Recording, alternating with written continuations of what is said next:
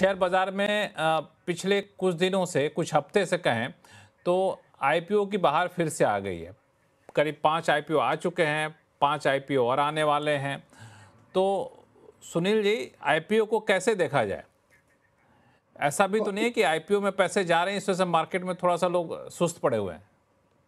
नहीं, वो भी एक कारण है क्योंकि इतना भयंकर आईपीओ बड़े-बड़े आईपीओज़ आए हैं और आ रहे हैं, तो नेचुरली थोड़ा लिक्विडिटी सेकेंडरी मार्केट से डीआईएस का उधर जा रहा है, आइदर थ्रू क्यूआईपी रूट या फिर तो वो अपना जो कोटा होता है इनका इंस्टीट्यूशनल कोटा को सब्सक्राइब करना। ज़रूर उसका इम्पैक्ट आपको सेकेंडरी मार्केट में दिखेगा, मगर आईपीओ के बारे में मेरा मानना है कि देखिए, क्या कारण है आईपीओ लाने के लिए, वो देखना पड़ेगा।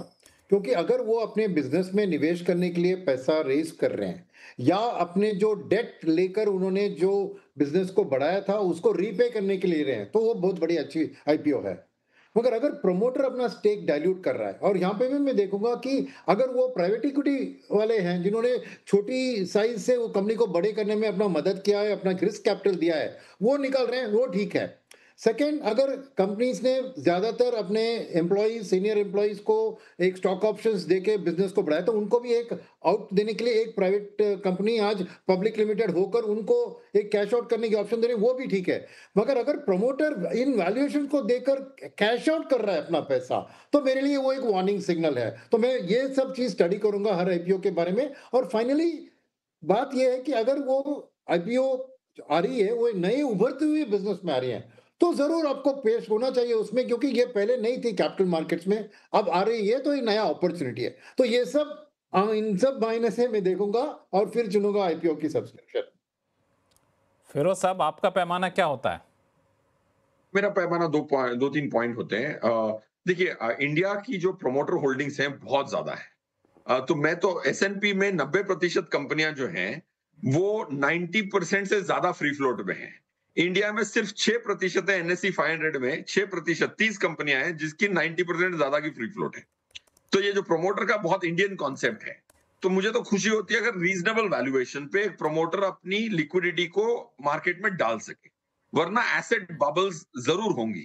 देखिए, अगर हमारी एनएससी 500 की 500वीं कंपनी का 500 मिलियन का फ्री फ्लोट है, राइट, तो मुझे बड़ा दुख होता है कि यार 140 करोड़ लोगों के देश में 500 मिलियन डॉलर की कंपनी 500वीं कंपनी हो गई। तो पॉइंट ये कहना चाहता हूं कि आईपीओ एक जरिया है एक अच्छा पेपर मार्केट में लाने के लिए, but at a fair valuation.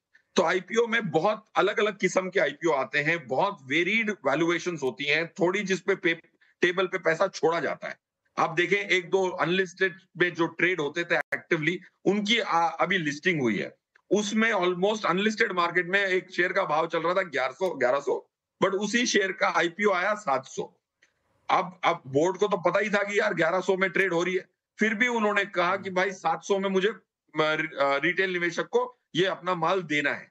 So those are kind of IPO you will subscribe to. तो मेरा ये मानना है कि आईपीओ अच्छी चीज होती है, प्रमोटर की डाइल्यूशन भी अच्छी चीज होती है अगर फेयर वैल्यू पे हो। That's point one. Point two, जब भी आईपीओ हो आपको आईपीओ को इस नजर से देखना है कि वैल्यूएशन ठीक रखी है कि नहीं। वैल्यूएशन अगर ठीक हो तो ये स्टॉक को एक्यूमुलेट करने का बहुत अच्छा जरिया होता है, क्योंकि अगर पैसे टेबल पे छोड़े जाते हैं तो आपको एक रिस्क सीमित सा लगता है। अगर 700 रुपए में आपको माल मिल जाता है, 1000 पे लिस्टिंग होती है, तो आपको पता है कि ये रिस्क 300 की आपके बफर बन गई, उसको लॉन्ग टर्म होल्ड करें। बट इंडिया में पहले 2 घंटे में वॉल्यूम आईपीओ में इतनी होती है कि जितने शेयर डाले थे प्रमोटर ने उतने ट्रेड हो जाते हैं।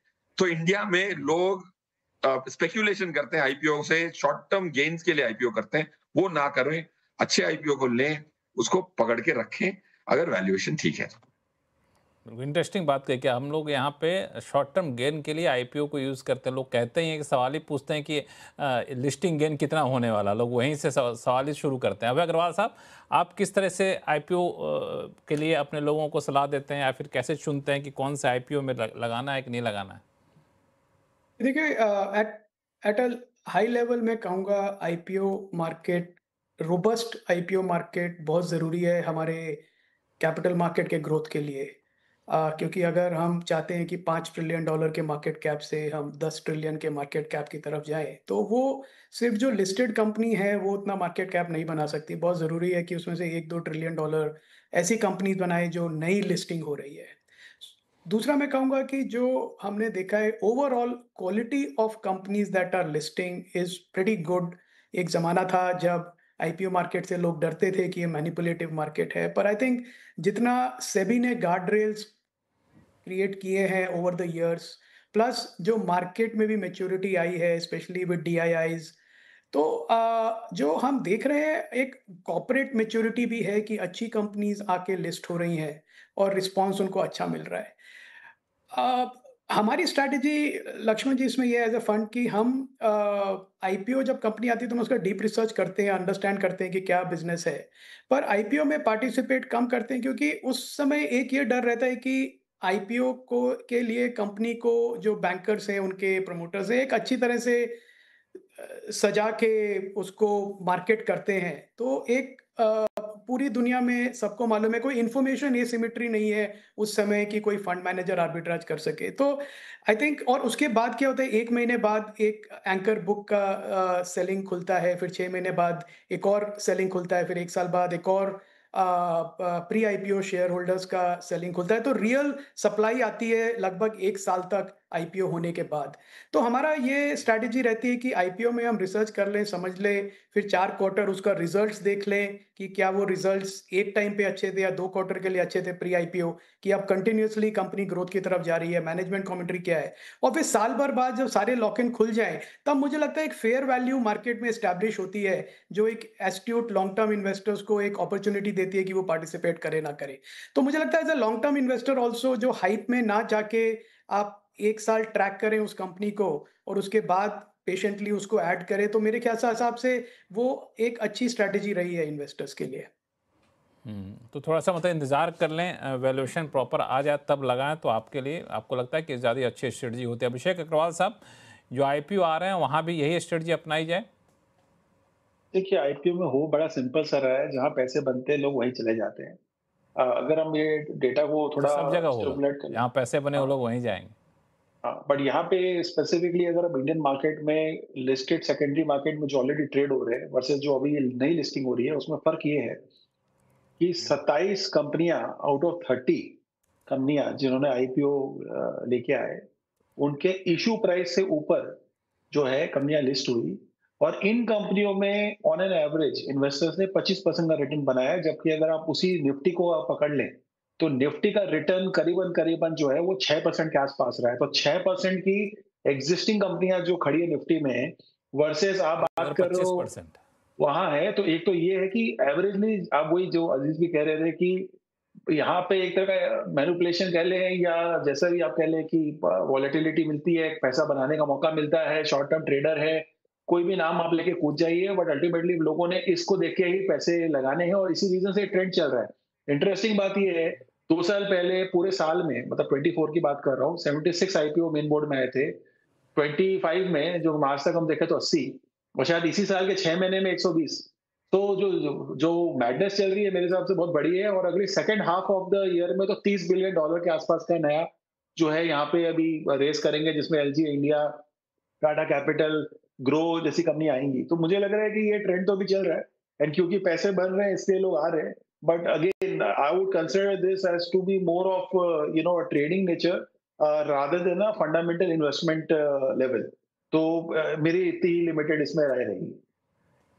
तो मतलब ये अपने सब लोग मोटा मोटी इस राय पे सहमत है कि ट्रेडिंग अपॉर्चुनिटी के तौर पे लोग ज़्यादा आईपीओ को देखते हैं, तो ये ध्यान में रखना चाहिए जब आप निवेश करने जा रहे हैं। तो एक चीज़ और जो हम लोग शो का समय 5-6 मिनट का बचा हुआ है कि आजकल हम लोग एक नया ट्रेंड देख रहे हैं कि जो न्यू एज कंपनियां हैं वहाँ पे अच्छी खासी रौनक वहाँ पे देखने को मिल रही है। मुनाफा भले ही कम है लेकिन उनका वैल्यूएशन काफ़ी ज़्यादा बढ़ गया है। तो इसके पीछे क्या वजह है, लोग क्या सोच रहे हैं, उनके फ्यूचर अपना देख रहे हैं? फिरोज अजीज साहब, देखिए, सबका आंसर अलग है। अब थोड़ी कंपनीज जो हैं उनकी साइज की वजह से इंडिसेस में आ गई हैं। अब देखिए, जैसे निफ्टी में 4 कंपनियों का बदलाव हुआ है लास्ट 1 साल में। तो अब 4 कंपनी में से एक कंपनी है जो लॉस मेकिंग कंपनी थी और वो आ गई निफ्टी में।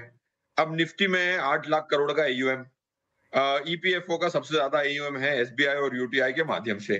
तो अगर आप 2% भी लगा लें वेट, ओके, तो क्या होता है कि आपको 16,000 करोड़ का माल खरीदना है और काफी सारे एफआईआईज हैं, शॉर्ट टर्म एफआईआईज जो इंडेक्स को फ्रंट रन करते हैं, ये रियलिटी है। तो मैं ये क्या कह रहा हूँ कि लॉस मेकिंग बिजनेसेस में पैसिव की इन्वेस्टमेंट्स पहले आती है, उसकी वजह से प्राइस मोमेंटम आता है, प्राइस मोमेंटम की वजह से ट्रेडर आ जाता है, ट्रेडर सब देख के फिर एक एक्टिव फंड मैनेजर को बोलता है मैं क्या मिस कर रहा हूँ, फिर वो लॉस मेकिंग कंपनी को भी जस्टिफाई कर लेता है, फिर अपने पोर्टफोलियो में खरीदता है। तो ये जो सेल्फ फुलफिलिंग प्रोफेसी है ना, इसकी वजह से काफी सारे लॉस मेकिंग बिजनेसेस जिनके 450 की पीई है, वो निफ्टी में घुसे होते हैं। अब आप देखें निफ्टी की, मैं आपको एक बहुत अनोखी बात बताता हूं। आप एनएससी की वेबसाइट में निफ्टी की पी देखेंगे 22-23 की आएगी। आप 50 कंपनियों को एक एक्सेल शीट में डालें, उनकी पी लें और उसकी वेटेज डालें और उसको वेटेड एवरेज करें, 35 की आएगी। अब मैंने एक सवाल पूछा एक एक्सपर्ट साहब से, सॉरी लक्ष्मण सर, ऐसा क्यों? हाँ, ये ऐसा क्यों? ये लोगों को पता होता नहीं है, सब कहते हैं कि 22 की पी है निफ्टी की। तो भाई 50 कंपनियों को आप लिस्ट में लगाएं और वेट्स डालें और एक्सेल शीट पे कैलकुलेट करके देखें हर इंडिविजुअल कंपनी की वेट के हिसाब से। जब एनएससी कैलकुलेट करती है, कोई फॉर्मूला पढ़ता नहीं है, सब सुनते हैं, बताते हैं आपको। आप देखें उसका एक फॉर्मूला है, फ्री फ्लोट की वेट से मल्टीप्लाई करता है एनएससी निफ्टी की पी कैलकुलेट करते हुए, इसीलिए उसकी 22-23 की आती है। अगर आप वेटेड एवरेज इंडिविजुअल कॉन्स्टिट्यूएंट्स की इंडिविजुअल वेट से उसकी पीई को मल्टीप्लाई करके आप देखेंगे 35 के ऊपर आती है निफ्टी की पीई, क्योंकि अगर एक कंपनी 450 पीई पे होती है, उसकी अगर वेट होती है 1.2, तो वो पीई को, निफ्टी की पीई को 1.86% से बढ़ा देता है, तो 1.86 टाइम्स से बढ़ा देता है। तो पॉइंट ये कह रहा हूं कि ये जो लॉस मेकिंग बिजनेसेस हैं, वो पहले पैसिव के अंदर आते हैं। पैसिव के अगर आने से मोमेंटम आता है, मोमेंटम से बहुत सारे बोलते हैं फ्लैग पैटर्न आ गया, तो फ्लैग पैटर्न आ गया तो बहुत सारे ट्रेडर घुस जाते हैं। ये सेल्फ फुलफिलिंग प्रोफेसी है। फिर एक्टिव फंड मैनेजर जस्टिफाई करता है, हाँ यार कुछ तो होगा, फिर वो अपनी रिपोर्ट पढ़ के रिपोर्ट में ऐसा एक तड़का डालता है कि यार ये जस्टिफाई कर देता है कि ये स्टॉक तो बनता है, जस्टिफाई करता, फिर लास्ट में वो घुसता है। Right? This is the actual reason why several businesses have got re-rated. ऐसे में इन्वेस्टर क्या करे? अभय अग्रवाल साहब? आंसर आई थिंक फिरोज ने दे दिया ऑलरेडी। उसमें उनके जो जवाब है वो बड़ा क्लियर है। आई थिंक इन्वेस्टर को एनालिसिस करना चाहिए कि मैं क्यों ले रहा हूँ, क्या ले रहा हूँ। स्टोरी है कि फंडामेंटली अगर 3 लाख करोड़ की मार्केट कैप है, तो ये 3 लाख करोड़ की मार्केट कैप के सामने मेरी दूसरी क्या अपॉर्चुनिटीज है इन्वेस्टमेंट की, और इससे मेरा क्या रिटर्न बन सकता है। क्या ये 6 लाख करोड़ का बिजनेस बन सकता है 3 से 5 साल में? सो आई थिंक एक सिंपल एनालिसिस करें तो पता चल जाएगा। बिकॉज जस्ट बाय फ्लोज की वजह से कोई मार्केट, और फिर उसके बाद एकदम ठीक है, कई बिजनेसेस हैं जो जस्ट फ्लोज की वजह से, पैसिव फ्लोज की वजह से वैल्यूएशंस एस्केलेट हो जाती हैं और फिर एक नया नैरेटिव बनता है।